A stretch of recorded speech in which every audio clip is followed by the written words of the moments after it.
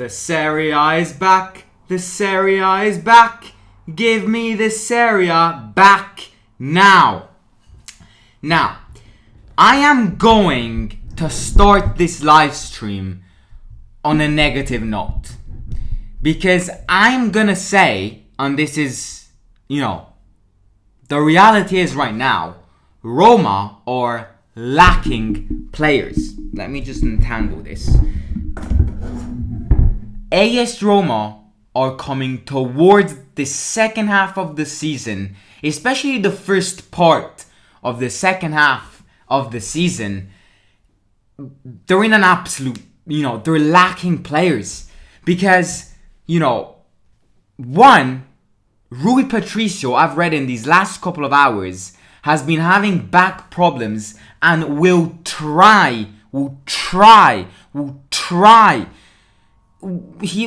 try and do everything possible to be here, present in goal against Milan and against Juventus. Well, if he's not present, our second goalkeeper Fusato has got the COVID. So we would need to play with Mourinho has a choice between two goalkeepers coming from the academy team.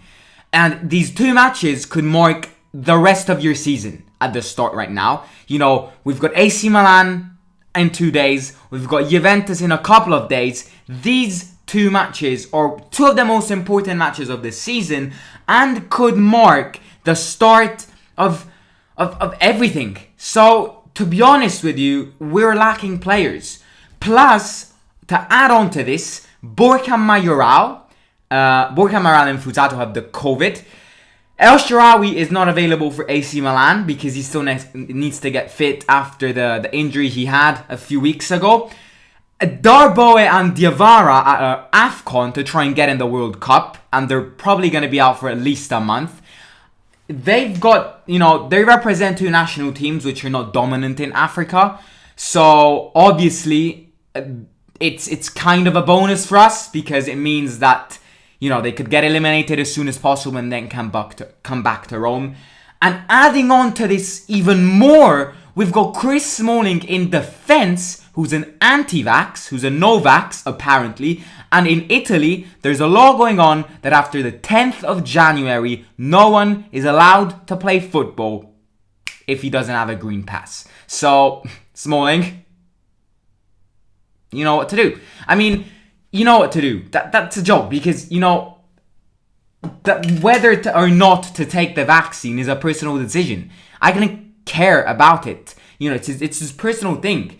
But, I don't want to get into politics, the political stuff of vaccines here, because get politics out of sports. But, for a job he has, he should consider getting the vaccine. But he's a no-vax, and after the 10th of January, which is the day after the match against Juventus, he's not allowed to play anymore. So, I've been reading that his wife is extremely no-vax and has forbidden her husband to get the vaccine. So, yeah, it's a situation. It's a very personal situation, which hopefully the two can get an answer out of as soon as possible. Because, as I repeat, after the 10th of January, we're not going to see Chris Smalling playing football unless he gets the vaccine. And he's our leader in defense, and not having Chris Smalling in the second half of the season would be absolutely traumatizing. But let's get onto this match, because the Serie A is back in 2022. The 6th of January, we were playing AC Milan. Now, the last time we played in the Serie A against Sampdoria, Shomurodov got the goal, and then Sampdoria equalized, and we wasted points. A clear objective over this course of the second half of the season is not to bloody waste points against small clubs. And because over the first half of the season, we have wasted so many points against these clubs, which probably now is why we're not that close to the Champions League. Because if Roma were to close all the points with these small clubs, then we would be in a Champions League. If not, we would be very, very close to it. I'm not saying we're far apart from it, but I am saying that if we want to try and get in a Champions League, one, we don't need to waste any more points against small clubs. Two, we need to start winning big matches just like we played against Atalanta. And speaking about big matches, the first two matches of the Serie A in 2022 for Roma are AC Milan and Juventus. You know, it's kind of a good and bad situation in a way. Bad situation because having two teams, AC Milan and Juventus, which are they're your rivals right now, could mark a bad start, and it means that the rhythm then drops down, and Roma it will be very hard for Roma to achieve points. But the positive side is that the first two matches being Milan and Juventus means that if you do well, then you got two out of your big rivals away, and there are other big clubs, but you've got two of them out of the way, and you will never, ever, ever over the course of 2022, over the course of the 2022 season, unless in the Coppa Italia you'll not face each other. So I think there are bonuses and negatives parts of this. Obviously, I mean, we're gonna examine AC Milan in a bit, but the first thing I want to do, obviously, the rhythm of these previews. I forgot the flow. Predicted 11, because it's interesting, because so many players are missing. I mean, so many players are missing in a way. Rui Patricio needs to be a warrior. He needs to be there against AC Milan, because I can't physically see an academy goalkeeper starting these two big matches. So Rui Patricio needs to start. The defense is complete. Midfielder. This is another reason of why we need to buy someone as soon as possible, because we don't have time to waste. The Serie A starting in 2 days. We need someone, and especially now that we have a crisis of players. Maybe buying Maitland-Niles would have been a bonus, to be honest with you. But right, my predicted 11 is this. Lately, over the last matches of 2021, we've seen Mourinho playing with three defenders at the back. In fact, I think the match against AC Milan will be played the same exact way as Roma played against Atalanta. Because if we play like we played Atalanta, we will win against AC Milan, and that's a fact. Now, against Atalanta, Roma was playing with a 3-5-2. It's good. I think it's well balanced for a team which has many players like AC Milan, which could hurt you. Balance is a good and important thing. I am putting Patricio in goal because he needs to be there. I can't stress it enough. I cannot physically see an academy goalkeeper starting against AC Milan. So Rui Patricio might not be 100% fit, but he's starting for me. The three defenders at the back, Smalling will be there because, as we said before, he needs to try and get as many matches as possible before he's technically not allowed to play unless he decides to take the vaccine, which is the 10th of January. So Smalling will play, Mancini will play, and Ibanez will play. Our three defenders at the back is complete, we can say. So I'm going with that. I think this is a match which we need to win, because we need to get the momentum back in, over the course of this 2022. If we start well, then the momentum will grow and grow and grow. And the most important matches, which are coming in the middle, towards March, April, I think we can rock them, but we got to start well. So the five midfielders, will be Karsdorp. I think Karsdorp will definitely play. And, I think Vino will play on the other side. And the three players in the middle will be Veretout, Cristante. Actually, I don't think Cristante will play. Cristante played against Atalanta for the simple reason being that Pellegrini was injured. So Pellegrini is set to be back, and I think he will start instead of Cristante, which has been having appalling performances. So Veretout will start. He's the match against Atalanta, he had 3 assists. If he can repeat that against AC Milan, then wow. So Veretout will start. Pellegrini will be back in the middle, and Mkhitaryan will play, because I think the experience Mkhitaryan has, having played in many big clubs, can boot. You know, we've seen Mkhitaryan play well, especially against top clubs. AC Milan is a top club. We know they're a top club, so we need experienced players. You know, there is no point. An example of this is there is no point in starting Felix. Felix is a great player, but Felix is a player which cannot carry the entire team by yourself. He's unexperienced. He's an academy player. He's young. I wouldn't start him against AC Milan. The conclusion of this thing is exactly that. So Mkhitaryan, Vigna, Pellegrini, Veretout, and Korzop will start. Now, not starting Cristante does mean that your defensive midfielders are weaker, because you only technically have only one defensive midfielder. But I just think that we need to focus this match, yes, on the defensive side as well, but on the attacking side as well. And we gotta do it. Because if we play like Atalanta, we can score a lot of goals. So not just, just like Atalanta, don't focus on the defensive part only. Who cares if we have one less defensive midfielder? We have one more attacking midfielder, which can change things for the better. And the two players up front will be Abraham, back from his knee injury against, what was it? His injury against Sampdoria. He's had a full break to recover. He's had Christmas to recover. He's had New Year's. And Zaniolo will start. Because I think Zaniolo and Tammy, the bond they showed us against Atalanta, they can repeat it against Milan as well.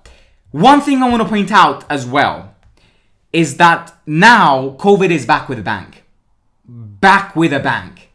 And I'm not saying the Serie A is at risk. But if, the situation continues like this, then, it is what it is. I think the Serie A could be cancelled for 2 weeks. Because I think, January is the toughest month to get through. Luckily as a team, we haven't had many, positive players who've contracted the virus. Because if you look at other teams in this area, Hellas Verona have got 10 players and staff who's got COVID. Udinese have got 9 staff members and players combined who've got COVID. Torino have got 3 players who've got COVID. The situation is degenerating slowly. So, up to now, I think the Italian Football Association will try to do everything possible not to stop the Serie A, just because it's physically impossible then to play all the matches together, especially for teams who play in many different competitions. But the situation is hard, so, I don't know. Let's hope for the best. But, that was my predicted 11. El Shaarawy is not available, otherwise I would have definitely started him. But AC Milan are a team which started great. They were winning every single match. They won against us in the first round of the season. But it seems as if they've slowed down. They've lost some points. Their results haven't necessarily, surprised them in a way. I think they're losing the rhythm and they're losing the momentum. So yes, they had a break to recover and to get back fit. But I do think it's a bonus that we're facing them right now. Because they're not living a great moment. They lost against Fiorentina, which I think marked their descent in a way. They drew against Udinese. They lost at home against Sassuolo. They're not the same AC Milan as when we faced them at the start of the season.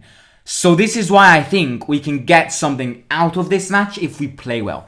And the only way to play well is if we play against Atalanta. I'm sorry, but if we don't play like we play Atalanta, we'll lose this match. Because AC Milan have got 0 COVID cases, apart from Tataruzanu, which is their vice goalkeeper. And, they've got every single player fit. Ibrahimovic, Giroud, and Leao are back. Ibrahimovic scored, the start of the season against us. So it's a match which we need to deal extremely well. And I think Mourinho, after that win against Atalanta, the boost with big matches has grown. And in fact, if you remember, after the Atalanta win, he got interviewed and said, and a journalist asked him, well, you finally won a big match, and Mourinho went, well, to many more to come. I think, that summarizes the new spirit Roma has when they're about to face a big club. We can't afford to start this season by losing points. Because if we lose against AC Milan, then the momentum won't be great for Juventus. And if Juventus win, the momentum will be greater than and they can beat us. So, we can't afford to lose 6 points in the first 2 matches of the season. Because otherwise, bye-bye Champions League. It's extremely hard to get in the Champions League, but we need to try and do everything possible. Because it would be a life changer if we can get top 4 this season. Otherwise, we got to focus on other objectives as well. The ECL, the Coppa Italia starting in 2 weeks, where we got a match against Lecce, which is a club in the Serie B. And then if we win, we play Inter Milan or another weak club, which I assume it's Inter Milan if we do win. But the Coppa Italia has been a very, very bad hit in these last couple of years for Roma. We've lost so many times against small clubs because I think it's a tournament which players underestimate a lot. So we gotta remain focused. We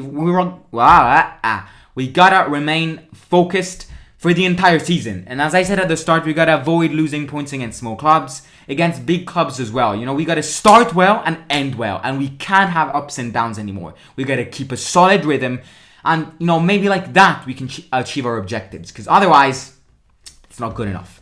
So, AC Milan have got 12 wins. These stats are just in the Serie A, not in the Champions League. Because, I've got some respect. Because in the Champions League, they haven't won one single match. Actually, they did. They just won one. So, they've got 12 wins in the Serie A, 3 defeats, and they are currently second. AC Milan, obviously, in their dreams, want to, try and compete with Inter Milan. They're 4 points ahead of each other. So Inter Milan will win the Serie A. But I think if Milan lose this match against us, then the Serie A title is over. If they were to win, which is another bad factor, which is they want to start the best way possible to catch up with Inter Milan. So, it's a match where balance is key. We need a good mixture, good balance of defense and attack. We need the best Abraham and Zaniolo. We need the best Smalling, Ibanez and Mancini in defense to resist Ibrahimovic. Leao, which is extremely fast. Giroud with his immense physique. Kessie in the middle is an absolute playmaker. Pellegrini's back, which is a bonus for us. But as I said before, we're lacking so many players. A few of them have gone to AFCON. A few of them have got COVID. Rui Patricio is not psychologically, he's not physically well, but he said he will try and be there for AC Milan and Juventus. So, ladies and gentlemen, if you're new here, please subscribe. Bottom right hand corner, it takes 2 seconds, and it supports all of us so much. So please subscribe if you're new. Like this live stream as soon as it becomes a video. And tomorrow it's Mourinho's press conferences. Press conferences are back, indeed. So stay tuned for that. Set reminder for that. Follow me here on Instagram at Lower Score The Simon Show, and follow me here on TikTok if you have TikTok. I'm not that active on TikTok. At The Simon Show Lower Score, the opposite of my Instagram. Kessie is in Africa. You're absolutely right, which is a massive bonus for us because Kessie is a massive balance to their midfielder. So thanks for that, mate. Let me see the results of the poll. Let's see the results of the poll. Right, we've got Kamara 44%. Ndombele 31%, Grilic 19%, and no need for a new midfielder 6%.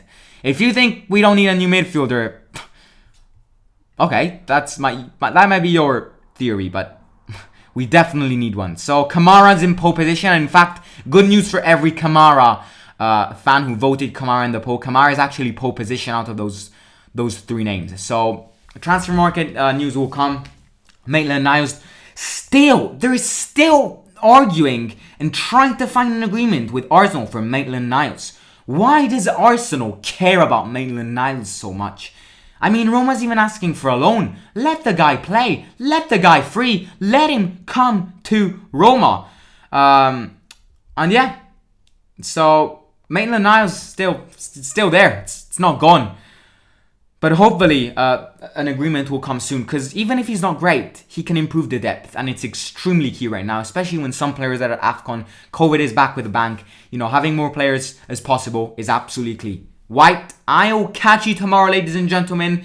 And from Mourinho's press conference reaction. Alright, let me read 2 last comments. I would love Grealish. Comparing his stats defensively, he's better than Zakaria, Guimaraes and Kamara, though I like Kamara as well. I compared him to even Casemiro and he was comparable.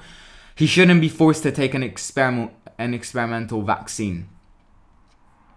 And passing wise, he's world class, like far better than anybody else. With long passes, only crosses available. Is to keep testing both vaccinated and unvaccinated players, says Logical Fallacy Watch. The Olimpico sounds like a cemetery when Lazio plays. What a quote. And we'll end the stream on that. Right, catch you tomorrow, lads. Simon out.